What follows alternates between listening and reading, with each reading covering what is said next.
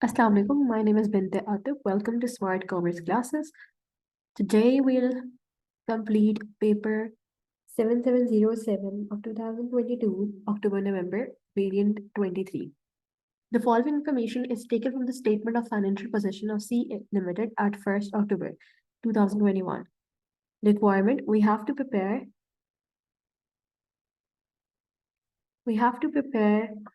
the statement of changes in equity for the year ended 31st August 2022 of C Limited. Okay. First of all, we are given with C Limited at 1st September 2021. That means the balance PDs are given. Ordinary shares 240,000, general reserves 36,000, retained earnings 22,000. Then during the year ended 31st August 2022. First one we'll write balance PD.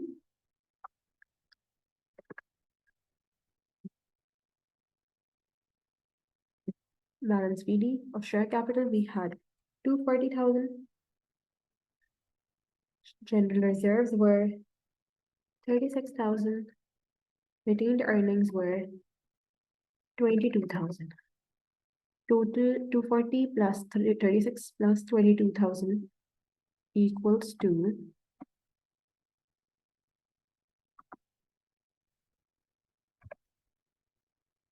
now.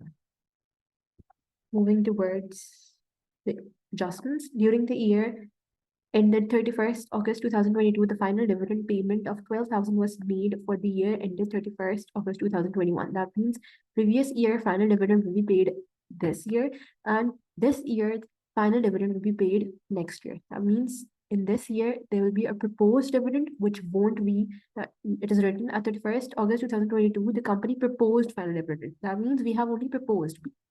The directors have to approve the final dividends from the shareholders. Then in the next year they'll pay 10,000 to the shareholders.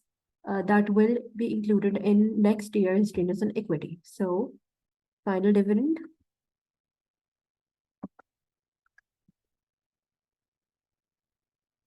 of 2021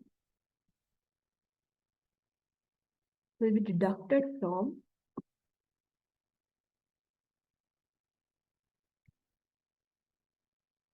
retained earnings. Then we have interim dividend payment of 0.02 per share. Share was made for the year ended 31st August 2022. That means that we have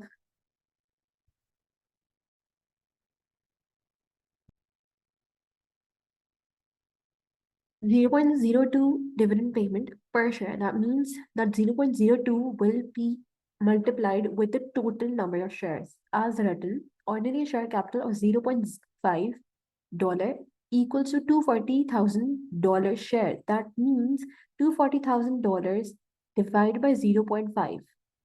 That will make 480,000. 480,000, that means total share that were issued in equity that were total shares in this in C Limited were 480,000. Their value was 0.5.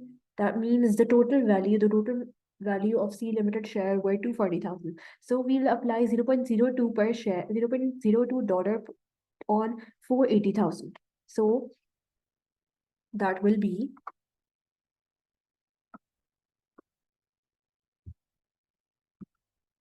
interim dividend. That means the half year dividend.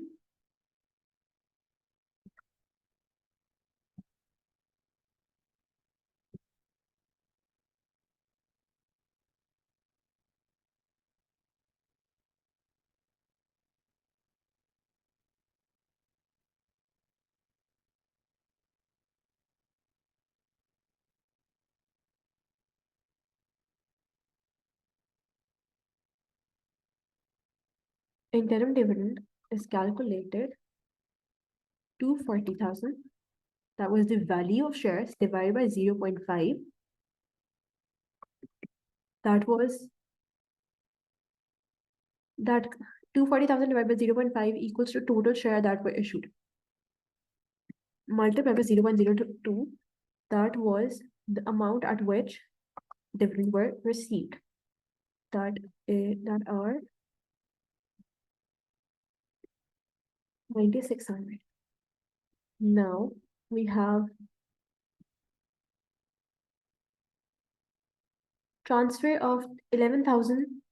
Transfer of 11,000 was made to the general reserves.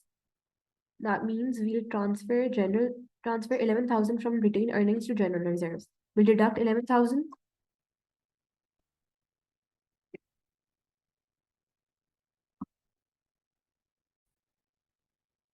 That means we'll deduct 11,000 from retained earnings and add to general reserve because it's written transfer to general reserves. We'll transfer amount from retained earnings to general reserves.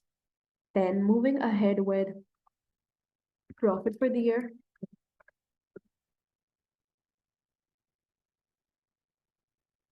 Okay. Profit for the year is the company proposed dividend. Okay. The revenue for the year ended was 310,000 and the profit before debenture interest was 23,000. That means that this year profit was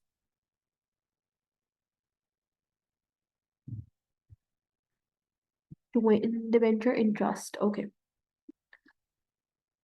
That means this is profit before interest and tax. So we'll deduct the debenture interest that is written 5% debenture 2024, 60,000. We'll apply 60,000 into 5%. That will give us 3,000. Then we'll deduct 3,000 from 23,000. That will give us 20,000 profit. So profit for the year will be calculated as 23,000 minus 60,000. That was debenture and 5% interest. So that will be 20,000. That will be added, sorry. Okay, now total will balance all the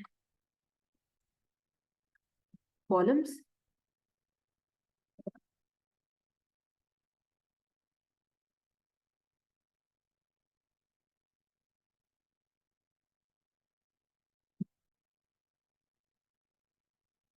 That will be 240,000 because there is no issue in this year. This will be 47,000 and this will be 298,000 minus 12,000 minus 9,600 plus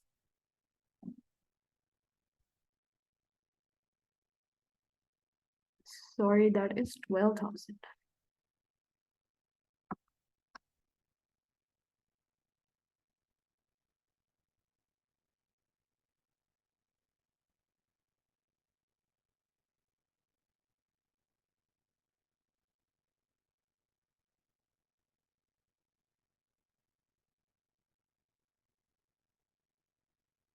This will give us 296,400.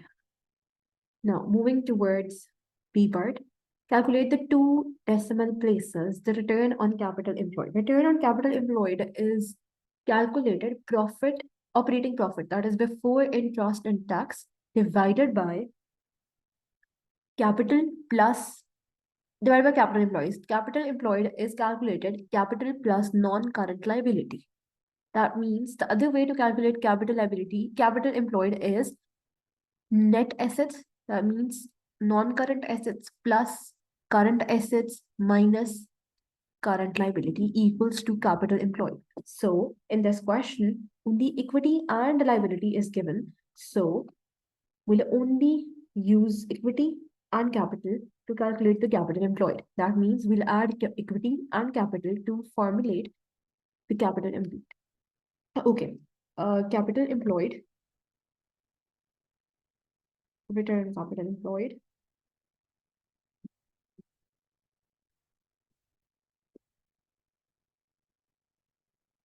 is calculated PAT, that means operating profit divided by capital or equity, one and the same thing. Equity plus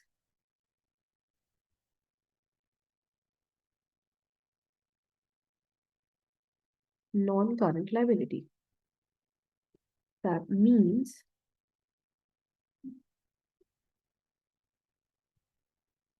ROCE is equal to, that means return on capital employed equals to 23,000. That was operating profit or profit before interest and tax divided by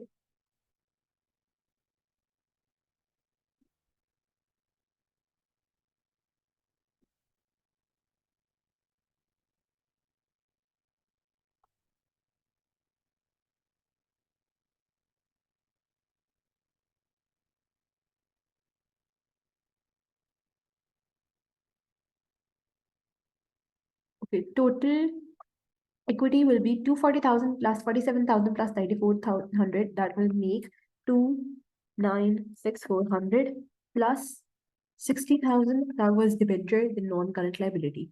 So our answer will be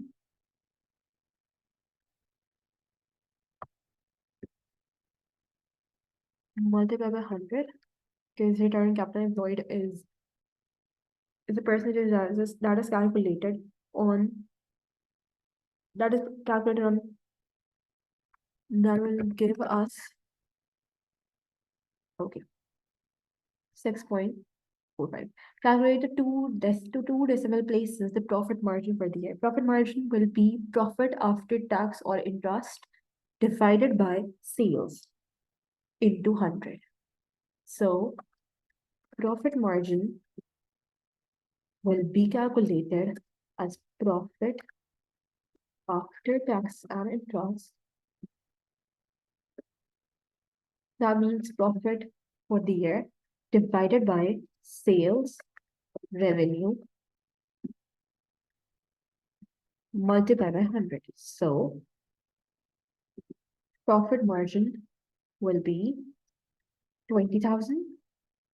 That was calculated by 23,000 was the operating profit minus 3,000 that was the debenture interest divided by 310,000. That was sales for the year multiplied by 100. That means profit margin is 6.45%.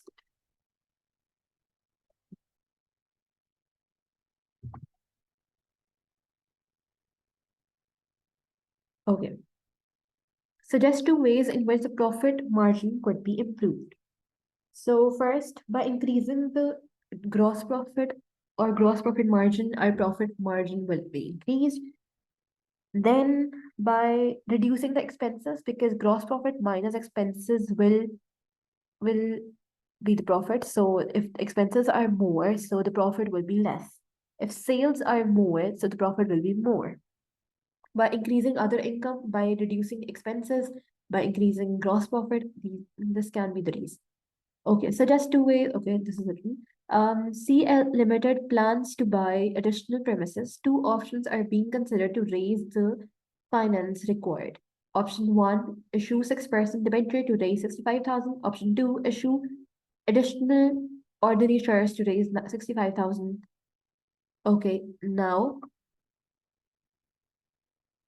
evaluate the two options and advise the company on which one they should choose. Justify your answer. That means this is of 5 marks, 2 marks in favor of option 1, 2 marks, 2 points in favor of option 2, 1 marks for the evaluation. So points in favor of option 1 are annual interest will be paid. That means as on 65,000 debenture, that is a non-current liability. So we have to pay interest of 6% on that. That is annual. We have to pay it annually every year until the date of some repayment. We'll pay 6% debenture. So that will be deducted from the profit. That means retained earnings will be decreased by the interest payment. There might be a cash flow problem because of the interest payment. Um, that mean Furthermore, debenture holders um in favor of this option one is that debenture there's a fixed amount that has to be paid. Debenture holders can't be our owners or shareholders. They're not members of the company. Then in the that is long-term liability. That means after several years, not within 1 year, after several years, after 1 year, or after many years, we have to pay it. So these are paid before the ordinary shareholders. Um, Now, option two, issue additional ordinary shares to raise 65,000. So um, that means that new shareholders will come in the company because they'll also have control. We'll also give dividends to them. That means retained earnings will be reduced because that means the dividends are deducted from the retained earnings. So share dividend is not fixed. That means it depends on the profit. If profit is high, so they'll receive high dividend. If profit is low, so they'll receive low dividend. So um, shareholder control will be divided. That means that more shareholders, the control will be divided. The decisions will be delayed. So now in the conclusion, you'll go for any option, option one or option two. Now moving towards E part. There's no E part. Okay. Question 5.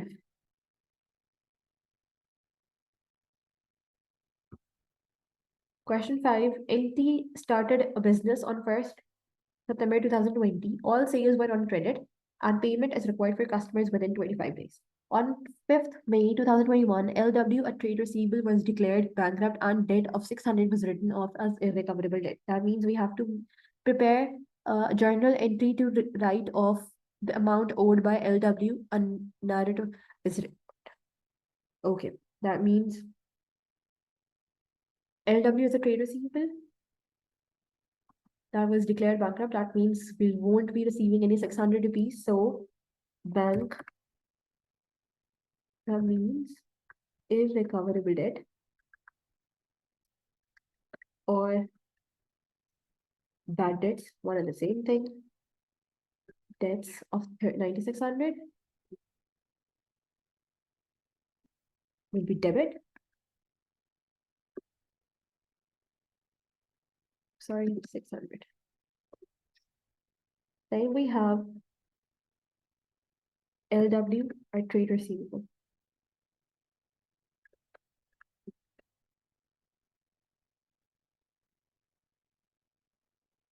Will be credit 600. As written narrative is required, so we have to write that account written off as irrecoverable debt.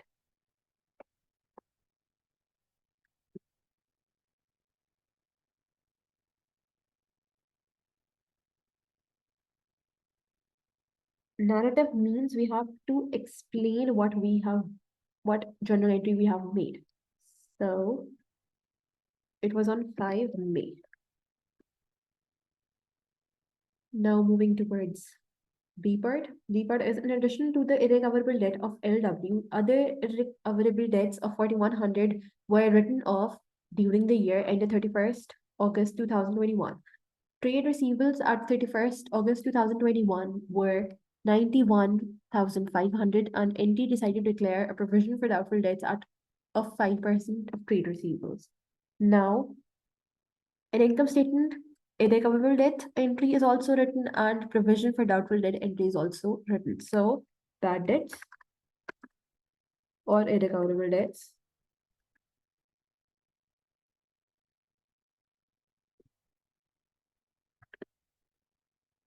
that will be 600 and it is written that other irrecoverable debt of 4,100 were written off during the year. So 4,100 will also be added. That will make 4,700. Then we have provision of doubtful debt.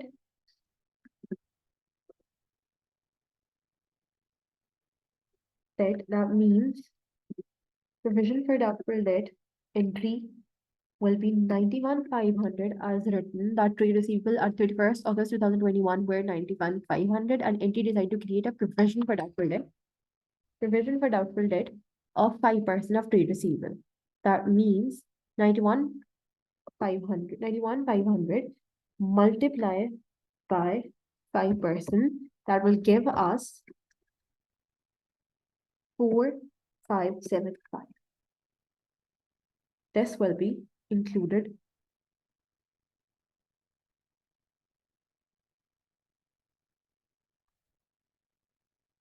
Okay. C part is prepare and extract from the asset section of NT statement of financial possession.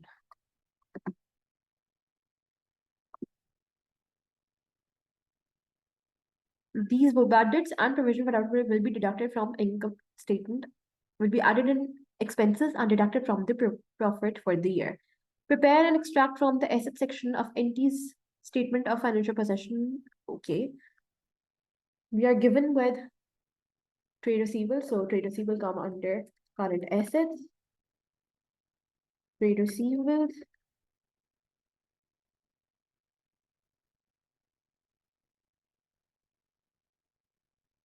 Trade receivables are 91,500. Then we have less provisions.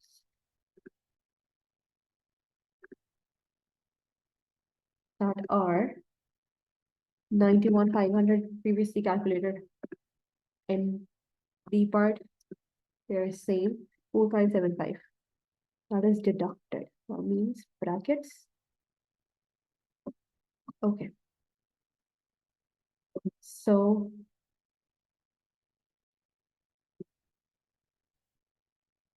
that will be total will be 86,925. Okay, moving towards D part.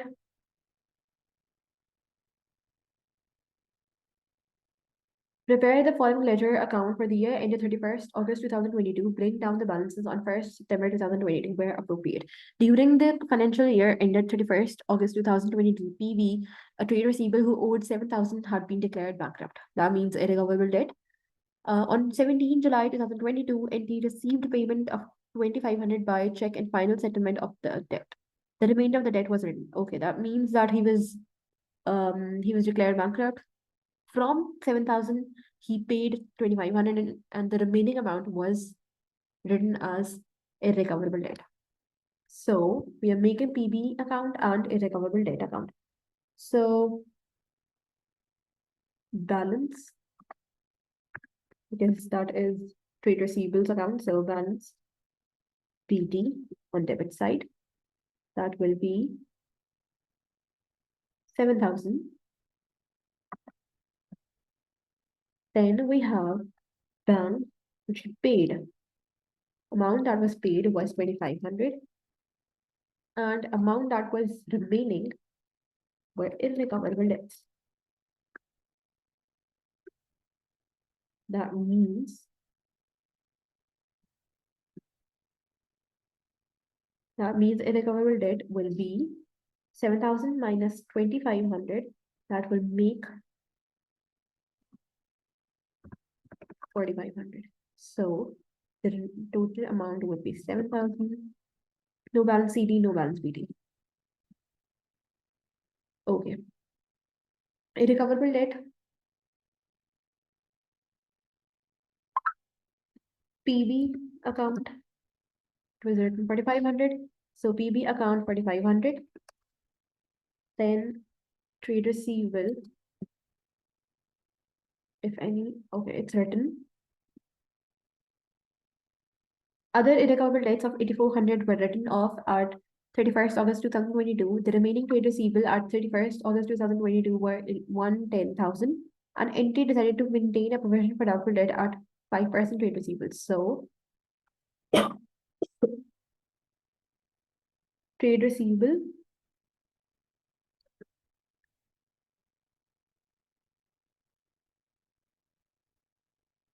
that were written off were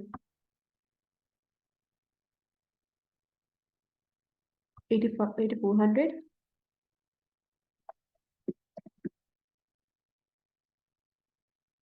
nothing else. So, income statement 4,500 plus 8,400, that makes 129. So, total is 12900. Okay, moving towards the provision for doubtful debts account. Balance PD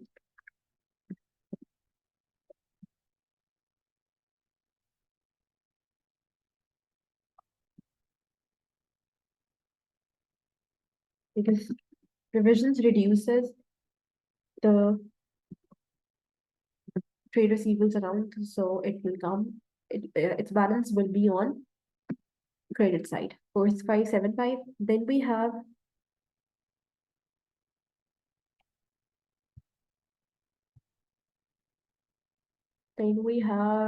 it's written on 31st. The remaining on at 31st August 2022, there were 110,000 unentity decided to maintain. That means 110,000 into 5%, that would be balance CD of 110,000 multiplied by 5%. That will give us 5,500. So the net amount, that means 5,500 minus 4,575 will go under, go in income statement. So the total amount will be 5,500 and 5,500. So moving towards NT is concerned at the increase in irrecoverable debts during the second year of business. To reduce irrecoverable debts, he is planning to introduce one of the two following options: to charge interest on all debts not paid within his standard terms of payment 25 days. Second option, to stop supplies to all customers who do not pay within his standard terms of payment of 25 days. Advise NT on which option he should introduce. Justify your answer. So that is of 5 marks. That means 2 points in favor of option one, 2 points in favor of option two, and 1 point or 1 mark for evaluation. So in option one, if we'll charge interest on on debts not paid within 25 days, so the customers will go to another supplier. So we lost the sales. So customer will as customers won't be prepared to pay interest, this will damage the relationship with customers. Profit will be reduced as in if sales decrease, and if we charge interest, so the profit will be increased as received. Interest will be received, so it will be the other income. Then we'll have option two. Overdue balances may never be paid and have to be written off. As if we stop supplies, so the customer might stop our payment, overdue payment. So overdue balances won't be paid, never be paid. Customer may go elsewhere. So the competitors' sales would increase and our sales would drop.